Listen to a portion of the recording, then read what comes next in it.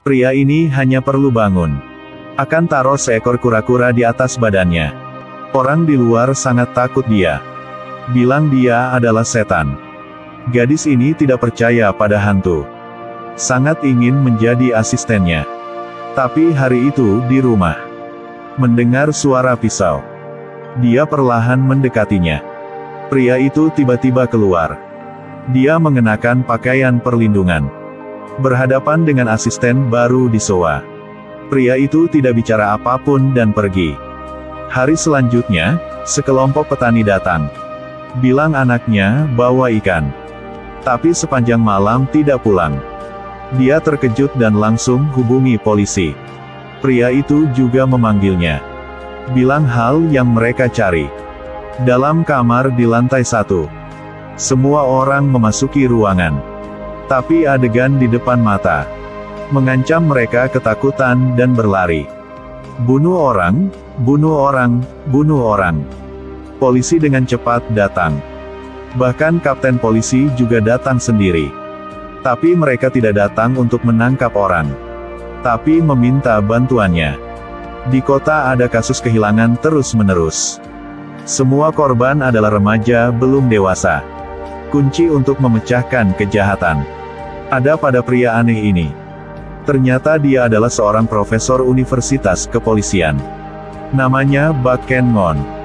Datang ke sini untuk berliburan. Jika dia setuju membantu, jadi kasus ini akan diselesaikan dengan mudah. Tapi profesor ini juga sangat hebat. Hanya mengikuti petunjuk kasus ini, bisa melakukan wawancara sederhana. Menangkap jiwa penjahat. Orang yang hilang semua adalah anak belum dewasa. Dan penjahat badannya tidak tinggi. Remaja-remaja ini bukan sasaran untuk ditipu dan dijual. Kemungkinan bisa dibunuh. Berdasarkan ruang lingkup kegiatannya, sangat cepat sudah menemukan karakter penjahat itu. Dia suruh bahwa Gian Dao laporkan ke polisi. Segera mencari di hutan terdekat. Benar-benar. Polisi dengan cepat menemukan mayat korban. Berdasarkan keadaan kematian tubuh tersebut, si profesor ada temuan baru. Penjahat karena ingin menikmati ketika membunuh orang, jadi melakukan kejahatannya. Dalam setiap kasus kejahatan, pembunuh terus berkembang. Akhirnya ditemukan cara untuk melepaskan keinginan dalam hati. Dia menciptakan mesin pembunuh. Profesor di ruang laboratorium telah buat mesin pembunuh itu lagi. Gian Dao yang sensitif menemukan. Profesor menggunakan begitu banyak pisau. Jadi pembunuh pasti membutuhkan lebih banyak. Jenis pisau ini adalah alat dikelola. Dengan cepat mereka ikuti petunjuk. Pergi ke toko alat mesin. Pemilik toko itu baru saja melihat profesor menjatuhkan barang-barangnya dan lari. Semua orang dari sini telah menyiapkan jebakan. Pembunuh jahat ini dengan cepat ditangkap. Tapi di toko, mereka juga menyelamatkan anak laki-laki. Juga menemukan kombinasi angka yang aneh. Sekarang profesor muncul ide baru. Dengan mesin pembunuh ini adalah mesin potong tubuh. Dia langsung naik ke atas. Dari kegelapan ada seorang lain keluar, mengikat tangan dan kaki dia. Dia tidak berhenti melambai. Orang itu tidak sengaja membuka rantainya. Dia merasakan ketakutan. Setelah itu pelan-pelan berdiri. Lihat asisten di sebelahnya. Gian Dao sedikit takut. Kamu mau lakukan apa? Memang saya terlalu tinggi. Tinggi kamu juga sama korban. Kamu coba aja.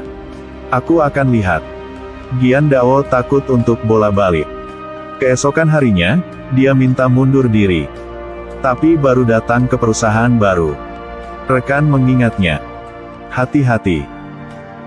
Jangan pergi ke jalan di mana orang pergi sebelumnya. Di meja dia menemukan foto lama. Di foto adalah wanita muda. Tapi orang di sebelah sudah dihitamkan. Seorang rekan dekat tiba-tiba muncul. Bilang Kepdanya. Wanita dalam foto itu sudah mati. Itu adalah gadis yang bekerja di posisi ini sebelumnya. Gian Dao takut mati. Sekarang tiba-tiba ada rapat. Hari ini akan ada pimpinan baru datang. Orang yang datang buat Gian Dao terkejut. Adalah Profesor Bak Ken Ngon. Dia baru saja muncul. Langsung panggil nama Gian Dao adalah asistennya. Gian Dao sedikit kesal. Mengapa orang ini mengikuti dia terus? Profesor berbicara lagi dengan dia. Dia berada di sini untuk menyelidikkan. Gian Dao sedikit tidak paham. Bukan profesor menyelidiki kasus besar saja. Mengapa kasus kecil ini bisa sampai tangan profesor? Tapi dengan cepat dia paham. Presiden perusahaan ini adalah kakak Tukaye, tidak berhubungan dengan profesor. Setelah gadis itu bunuh diri, Tukaye tidak berhenti menerima email anonim. Mengatakan dia bukan bunuh diri. Ada rahasia disembunyikan. Lebih lagi ayah gadis itu juga menerima uang dari perusahaan. Tukaye bilang dia tidak bayar uang. Pasti ini rencana seseorang yang tidak tahu. Mereka berdua menyelidiki surat gadis itu sebelum meninggal. Tidak menemukan apapun yang mencurigakan. Surat itu bukan palsu. Tetapi ketika Gian Dao membuka komputer gadis itu, melihat data di dalamnya sudah dihapus. Sekarang, manajer bagian Buitrah tiba-tiba muncul. Tanyakan dia sedang melakukan apa. Gian Dao mengatakan dia hanya lihat basa-basi aja. Buitrah mengatakan bahwa dia ingin makan dengannya. Gian Dao ingin menolak. Buitrah bilang pertemuan semua orang di bagian. Tapi saat makan, Gian Dao merasa setiap orang sangat aneh. Dia mencabut rambut gadis itu, taruh di hidung, di hati jiwa, ingin menggantung dia pada dinding. Pada hari itu, Gian Dao bergabung dengan pesta. Setelah makan, semua pergi. Dia baru mau pergi. Tiba-tiba lampu mati. Pria itu tarik meja keluar. Mengatakan gadis ini sangat mirip mantannya yang sudah meninggal. Dia ingin memberinya kejutan. Gian Dao terkejut dan jatuh. Buitrah mengancam gadis itu. Gadis ini tidak berhenti melawan. Berteriak kod. Hujan, kamu cepat lepaskan saya. Mendengar sinyal, Tu NGO berlari menyelamatkannya. Tapi profesor sudah lebih cepat satu langkah. Buitrah pingsan karena profesor. Tapi ketika mereka membuka kain tutup meja, melihat di dalamnya adalah kue krim. Ternyata dia ingin merayakan ulang tahun Gian Dao. Tidak ada cara lain. Profesor menyebarkan sengatan listrik. Ambil kesempatan untuk menggemparkan Buitrah. Setelah berikan mesin listrik untuk Gian Dao. Dan mengingatnya. Tunggu sampai dia bangun. Coba katakan padanya bahwa kau membuatnya pingsan. Si Buitrah sudah tidak diragukan lagi. Tapi kasus gadis bunuh diri jatuh kembali ke jalan buntu. Surat bukan palsu. Tapi kenapa si pembunuh melakukannya? Membunuh seorang mau bunuh diri. Tapi dengan cepat, mereka menemukan petunjuk baru. Tu NGO sudah memecahkan password komputer. Menemukan buku harian dengan kata sandi. Sebelum dia meninggal, dia dicintai oleh pencintanya. Pikiran bunuh diri mulai berubah. Lebih banyak di buku hariannya. Profesor menemukan alasannya. Dia segera tiba di tempat kejadian. Di bawah pohon menemukan Aop yang dikuburnya. Itu bisa memberi satu nama. Bantu kita memecahkan semua kebenaran. Profesor mencari Tukaye. Mengungkap rahasia yang hebat. Di perusahaannya ada jaringan transaksi obat. Some comments only lengthen the discussion, without adding anything important. Profesor itu mengungkapkan pikirannya lagi. Gadis karena minum banyak obat. Dan dikontrol oleh pembunuh. Hidup seperti neraka. Jadi muncul pikiran bunuh diri. Tapi sebelum pembunuhan, yang dia suka tiba-tiba bilang cintanya. Katakan padanya untuk berani melanjutkan hidup. Tapi pembunuh takut diketahui. Harus membunuh orang untuk menutup mulutnya. Sangat cepat tes DNA pada obat. Itu adalah Buitrah. Tapi profesor menemukan pembunuh ada orang lain. Tapi saat ini, Gian Dao telah memecahkan kode dalam kasus itu. Dia menemukan serangkaian angka dan profesor ada hubungan. Dia buru-buru cari profesor. Temukan rahasia tersembunyi. Pria baru saja selesai mandi. Gadis itu bergegas masuk. Dia dengan malu-malu menatapnya. Kemudian karena terluka di tubuhnya buat ditakut. Pria melihatnya. Dia menarik gadis itu, bilang akan tunjukkan dia sesuatu. Gadis dengan malu ikut dia masuk kamar. Lihat semua gambar dengan darah di dinding. Profesor mengatakan ini adalah kasus yang pernah dia lakukan sebelumnya.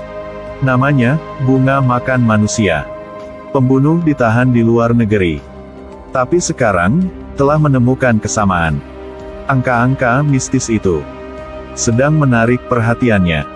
Profesor berspekulasi. Pembunuh ini mulai bertindak lagi.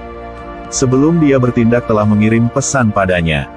Untuk menipu bunga makan manusia kedua. Profesor membawa semua orang terkait dengan pembunuhan. Tiba di tempat kejadian. Beberapa orang di posisi yang baik untuk diamati. Tentu saja setelah malam. Ada orang aneh di luar rumah. Pertama pengirim telah tiba. Setelah itu muncul lagi 4 orang lain. Gian Dao dengan hati-hati menemukan. Seorang pembersih ada masalah. Profesor pakai alat melihat. Saat berdua berbalik. Mereka saling mencium. Di saat yang begitu menegangkan. Suasana menjadi melamun lagi. Gian Dao menjadi tenang. Mulai bicara. Gaji staf kebersihan tidak tinggi. Melihat botol kosong, mereka semua mengambil untuk menjual botol. Tapi orang ini membuang botol itu. Tentu saja, tunggu orang itu masuk. Sebuah refleksi tiba-tiba muncul di depan pintu. Hei sobat, aku rindu kamu banget. Beberapa orang mengikutinya. Tiba-tiba meledak. Saat mereka berlari datang. Di depan, hanya tinggal pakai pekerja kebersihan aja. Mereka mencari di mana-mana. Melihat Tukaye sudah pingsan. Setelah pagi. Profesor mengatakan kebenaran tentang kasus bunuh diri. Itu adalah Pak Chow yang melihat dengan tatapan serakah. Ternyata pisau saat gadis dibunuh. Dan Pak Chow sering pakai sangat sama. Hadapi dengan bukti sangat kuat itu Pak Chow tidak bisa tidak menerima. Pada saat ini, Tukaye memanggil Profesor. Bertanya-tanya mengapa dia ciumnya. Gian Dao mengingat Profesor. Profesor itu bingung.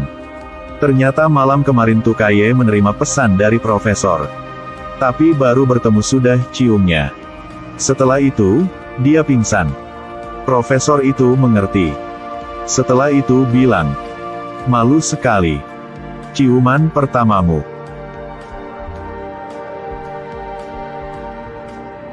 Meskipun itu tidak ada lagi. Tapi saya tidak punya pikiran buruk denganmu. Orang yang berjanji dengan Tukaye. Pasti adalah bunga makan manusia nomor 2. Miss 19 tahun mati dalam hutan.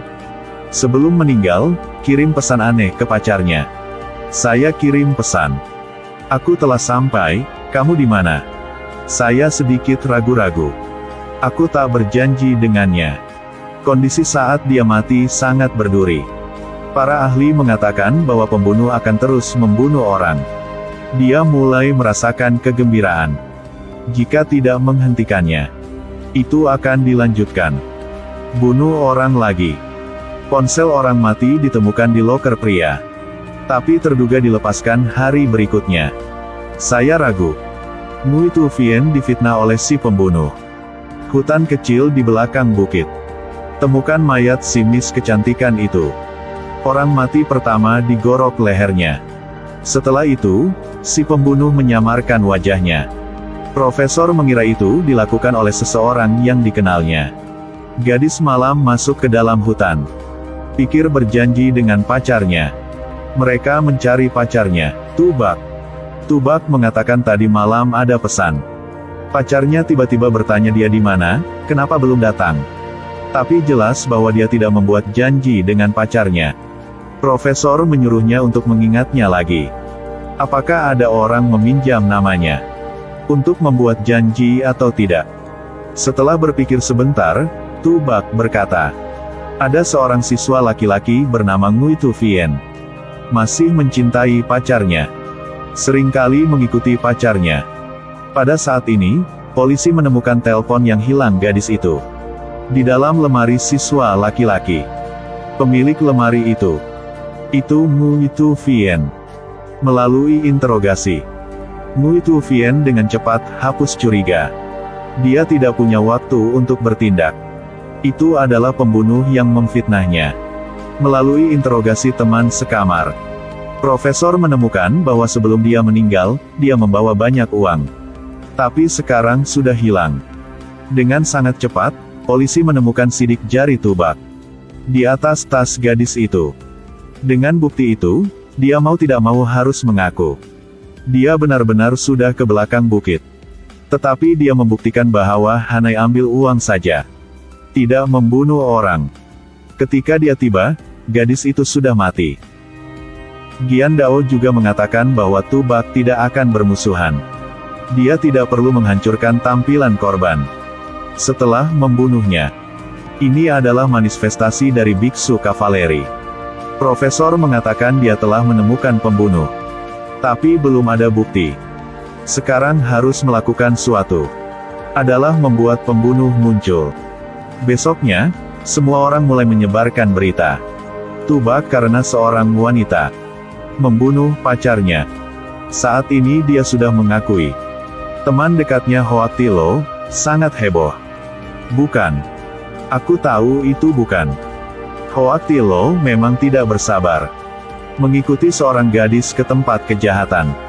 Sekarang, Tubac tiba-tiba muncul.